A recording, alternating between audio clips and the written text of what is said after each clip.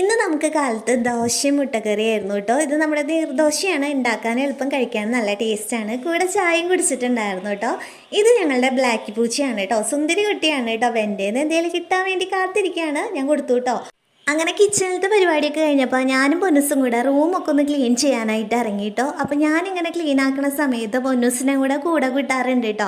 അവൻ ക്ലീൻ ആക്കി കഴിഞ്ഞാൽ അത്ര ക്ലീൻ ആവുന്നില്ല എന്ന് എനിക്കറിയാം. ഞാൻ 2ാം പ്രാവശ്യം ചെയ്യേണ്ടി വരും. എങ്കിലും ഞാൻ അവനെ കൂടെ കൂട്ടു കേട്ടോ. കാരണം പെൺകുട്ടികൾ മാത്രമല്ല, ആൺകുട്ടികൾ എല്ലാ കാര്യങ്ങളും വീട്ടിൽ അറിഞ്ഞിരിക്കണം എന്നാണ് കേട്ടോ ഞാൻ ചിന്തിക്കുന്നത്. അതുകൊണ്ടും കൂടിയാണ് അവനെ ഞാൻ കൂടെ കൂട്ടാറുള്ളത്. അങ്ങനെ ഞങ്ങൾ 2 പേരും കൂടെ റൂമൊക്കെ ഒന്ന് ക്ലീൻ ആക്കി എടുത്തിട്ടുണ്ട്. അപ്പോഴേക്കും ഇതേ പുറത്ത് നല്ല മഴ പെയ്യാൻ തുടങ്ങി, ഉച്ചയായിട്ടുണ്ടായിരുന്നു കേട്ടോ. എന്നാൽ പിന്നെ ഫുഡൊക്കെ കഴിക്കാൻ വിചാരിച്ചു. പണിയെടുത്തതല്ലേ, ഞങ്ങൾക്ക് 2 പേർക്ക് നല്ല വിശപ്പുണ്ടായിരുന്നു കേട്ടോ.